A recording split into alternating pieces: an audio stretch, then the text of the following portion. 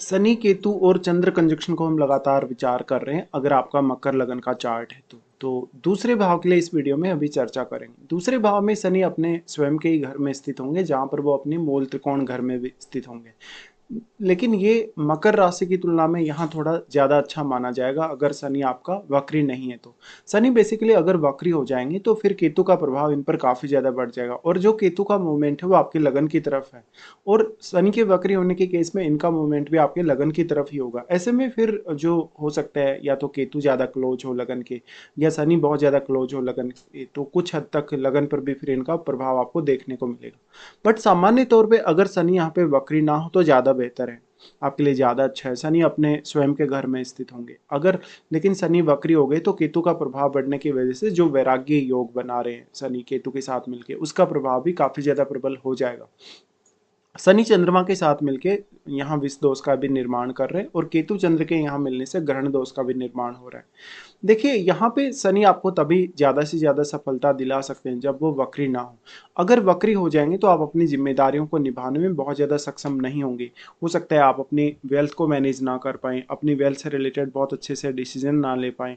शनि यहाँ पे अपनी स्वराशि और कुंभ राशि में होने की वजह से धन संपत्ति के लिए बहुत ज़्यादा अच्छा है और आपके लिए कहीं ना कहीं वो जिम्मेदारियां भी तय करने वाले, क्योंकि वो आपके लग्नेश हैं। लग्नेश होने से ऐसा व्यक्ति अपने कैरियर के प्रति बहुत ज़्यादा डेडिकेटेड होगा, अपने इनकम के सोर्सेज के प्रति, और वो काफ़ी सोच समझ कर खर्चा करेगा। कुछ हद तक जहाँ तक हो सकता है कि बहुत ज़्यादा वो पैसा नहीं खर्च कर रहा या जहाँ तक थोड़ा सा कंजूस टाइप का हो सकता है। लेकिन शनि अगर वक्री हो जाएंगे उस केस में, क्योंकि वैराग्य युति का प्रभाव बढ़ जाएगा, तो फिर हो सकता है कि जहाँ तक जो खर्चे कर रहा है या जहाँ तक जो इनकम कर रहा है उसके बीच में बहुत अच्छा बैलेंस ना हो।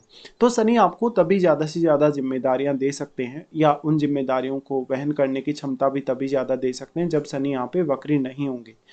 अब शनि क्योंकि लग्नेश हैं तो लगन में बैठे हुए प्लैनेट को आप जरूर विचार करिए।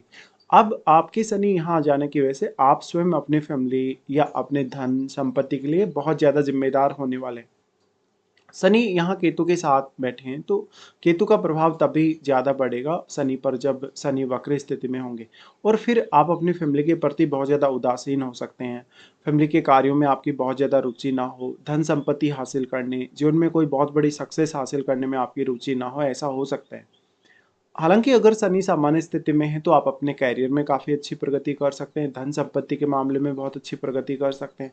एक समय बाद लेकिन आपका जब केतु एक्टिवेट होगा, लगभग आपका 45 की एज या आपकी 50 की एज के आसपास, उस समय आपको ये रियलाइज होगा कि आपने जो भी हार्डवर्क किया है, जो भी आपने मेहनत की है, कहीं ना कहीं वो जो मेहनत है वो आपके लिए एक्चुअल में कोई आपका लाइफ का पाथ नहीं है, बल्कि आपको मोक्ष की तरफ जाने या अपने आप को संपूर्णता की तरफ ले जाने के लिए ये कंजक्शन है।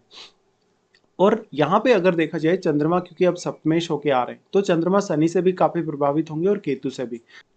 चंद्रमा यहाँ आपके सप्तमेश हैं और चंद्रमा काफी ज्यादा सॉफ्ट प्लैनेट है। अगर किसी भी प्लैनेट का दृष्टि भी यदि आपके सेकंड हाउस पे है तो उससे भी चंद्रमा काफी ज्यादा प्रभावित होने वाले हैं। इस तरीके से अगर देखा जाए तो यहाँ जो राहु की दृष्टि भी आपके अष्टम भाव से पड़ रही है वो भी काफी ज्यादा ही मैटर करेगी, और कोई भी अन्य प्लैनेट का दृष्टि भी। अगर हम यहाँ दृष्टि संबंध के हिसाब से विचार करेंगे तो शनि का सबसे पहले जो प्रभाव है यहाँ फोर्थ हाउस पे आ जाता है। अब लेकिन शनि अपने घर में है और अपने मूल त्रिकोण घर में भी है। शनि अगर सामान्य स्थिति में यह दृष्टि डालेंगे तो वो पारिवारिक रूप से आपकी जिम्मेदारियों को काफी ज्यादा बढ़ाने वाले हैं। फिर हो सकता है आप अपने परिवार के प्रति बहुत ज़्यादा केयरफुल हों या परिवार के प्रति बहुत ज़्यादा सीरियस हों। आप धन संपत्ति पाने या जीवन में कोई बहुत बड़ी ग्रोथ पाने, सक्सेस पाने की तरफ आप जाएं। लेकिन शनि वक्री होकर ऐसी दृष्टि डालेंगे तो वो कहीं ना कहीं उतना अच्छा नहीं है पारिवारिक रिश्तों के साथ भी, और बहुत ज़्यादा ऐशो आराम पाने या धन संपत्ति पाने के लिए भी। फोर्थ हाउस में बैठे हुए प्लैनेट के केस में भी शनि आपको बहुत ज़्यादा डेडिकेशन या अनुशासन देने वाले हैं, तो फोर्थ हाउस में बैठे हुए प्लैनेट के लिए जरूर आप विचार करिएगा। यहाँ पे फिर जो शनि है वो उनकी दृष्टि आ जाती है अष्टम पर। तो शनि अष्टम को एक्सप्लोर करने, अष्टम भाव से संबंधित चीज़ों को जानने, सीखने, समझने के लिए काफ़ी अच्छी स्थिति डेवलप करते हैं। वैसे भी ये कंजक्शन कहीं ना कहीं रिसर्च करने या अष्टम भाव से संबंधित कार्य करने के लिए आपको काफ़ी सपोर्ट करेगा। लेकिन क्योंकि अष्टम में आपके ऑलरेडी राहु स्थित हैं तो शनि अगर सामान्य स्थिति में हो, अगर वक्री ना हो, तभी आपके लिए ये ज़्यादा अच्छा है इनका दृष्टि जो अष्टम पर पड़ रहा है, क्योंकि राहु शनिवत ही चलते हैं। इसलिए शनि जब वक्री नहीं होंगे तभी यहाँ कुछ हद तक राहु का जो प्रभाव है वो आपको ज़्यादा स्ट्रांगली दिखेगा। अब जो राहु है, राहु के साथ कोई अन्य प्लैनेट यहाँ स्थित हो सकता है आपके अष्टम में, तो राहु अपने साथ बैठे हुए प्लैनेट और अपने जिस भाव में, जिस भी राशि में वो बैठे हैं उसको काफ़ी मल्टीप्लाई करते हैं। इसलिए राहु के साथ बैठे हुए ग्रह का रोल यहाँ काफ़ी ज़्यादा होगा। वैसे तो राहु का दृष्टि भी आपके दूसरे घर पे है, बट क्योंकि राहु और केतु के बीच में 180 डिग्री का एंगल बना हुआ है, तो इस एंगल के होते हुए उतना अधिक प्रभाव आपको नहीं देखने को मिलेगा राहु का यहाँ पर। और जितना भी एनर्जी आपके सेकंड हाउस के साथ एक्सचेंज हो रहा है राहु की तरफ से या राहु के साथ बैठे हुए ग्रह की तरफ से, वो सारा का सारा एनर्जी केतु अपने में समाहित कर रहे हैं। इसीलिए यहाँ चंद्रमा पर भी राहु का प्रभाव काफी ज्यादा स्ट्रांगली पड़ेगा और चंद्रमा काफी ज्यादा सॉफ्ट भी है। अब जो अष्टम भाव है, अष्टम भाव से संबंधित रहस्यों को जानने, अष्टम भाव से रिलेटेड कोई भी कार्य करने के लिए ये कंजक्शन फिर भी आपको सपोर्ट करेगा, लेकिन ये कंजक्शन उतना ज़्यादा आपको इमोशनल नहीं बनाने वाला। तो आप अपनी लाइफ में जितने ज़्यादा प्रैक्टिकल रहेंगे, जितने ज़्यादा अपने निर्णयों के प्रति डेडिकेटेड रहेंगे, या बार बार अगर अपने निर्णयों को नहीं बदलेंगे, अपने विचारों में कहीं ना कहीं आप एकता रखेंगे या बहुत ज़्यादा स्टेबल रहेंगे विचारों में, तभी आपके लिए ज़्यादा अच्छा रह सकता है।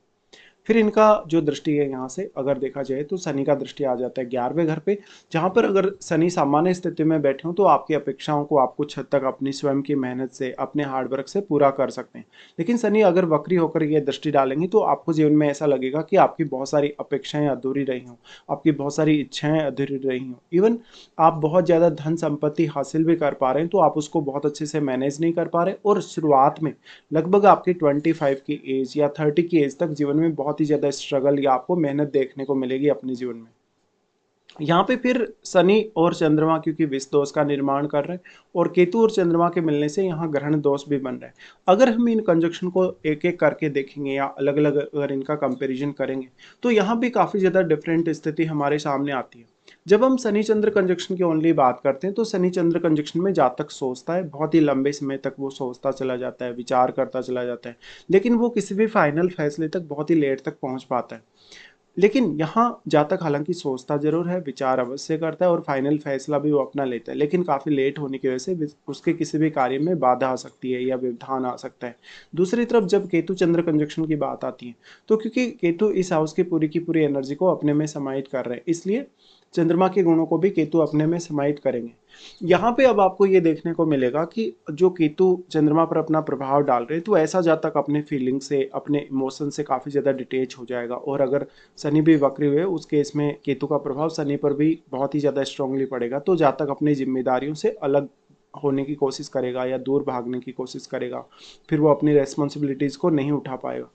अब लेकिन चंद्रमा के साथ केतु होने से जातक अपनी फीलिंग, अपने इमोशंस को त्याग देता है या उनसे वो डिटेच हो जाता है, तो ऐसे जातक के लिए सोचना, विचार करना, कोई भी बहुत बड़ा कठिन फैसला लेना, कोई भी प्रकार के रिस्क लेना उतना आसान नहीं होता। तो ऐसा जातक वास्तव में अपने आप को कहीं ना कहीं फैमिली से डिटेच करने लगता है, या वो फैमिली के साथ रहते हुए भी बहुत ज़्यादा मतभेद देखता है फैमिली रिलेटेड कार्यों में, और उसके जो भी फिर डिसीजन होते हैं वो काफ़ी ज़्यादा ही लेट होते हैं और डिसीजन भी उसके सही नहीं होते। तो इस प्रकार से इस कंजक्शन में आपको विचार करने रहते हैं। देखिए इस प्रकार का जो कंजक्शन है वास्तव में आपको बहुत ज़्यादा वैचारिक मतभेद दे सकता है फैमिली के साथ, बहुत ज़्यादा अलगाव की स्थिति दे सकता है फैमिली के साथ रहते हुए भी। फैमिली के साथ आपकी जो वाणी है वो उतने अच्छे से नहीं निकल रही, या फैमिली के प्रति बहुत ज़्यादा असुरक्षा जैसी भावना, या फैमिली के साथ आपका जो अंडरस्टैंडिंग है वो प्रॉपर नहीं है। इवन आपकी मदर के साथ भी, क्योंकि चंद्रमा आपकी मदर को भी रिप्रेजेंट करते हैं। इसी के साथ साथ चंद्रमा क्योंकि सप्तमेश है तो ये कंजक्शन फिर मैरिड लाइफ के लिए बहुत इंपॉर्टेंट हो जाएगा। चंद्रमा सप्तमेश होने की वजह से आपके लिए पब्लिक डीलिंग भी आसान नहीं होगी। फिर आपको लगन में बैठे प्लैनेट या सप्तम में बैठे प्लैनेट को जरूर ही विचार करना होगा। वास्तव में चंद्रमा आपके लिए बहुत इंपॉर्टेंट प्लैनेट है यहाँ पे, क्योंकि वो सप्तमेश है। तो इस कंजक्शन की वजह से आपकी मैरिड लाइफ, आपके जीवन साथी के साथ रिलेशनशिप, उस पर भी काफ़ी गहरा असर पड़ेगा। तो फिर हो सकता है जीवन साथी को आप अंडरस्टैंड ना कर पाए, भले ही आप अपनी चॉइस से मैरिज करेंगे, अपनी पसंद से मैरिज करने जाएंगे, लेकिन ना तो आपको उतना अच्छा इन लॉज का सपोर्ट मिलेगा, ना ही आपको अपने जीवन साथी का भी। ऐसे केस में आपके लिए ये बहुत ही ज़्यादा सीरियस कंजक्शन है।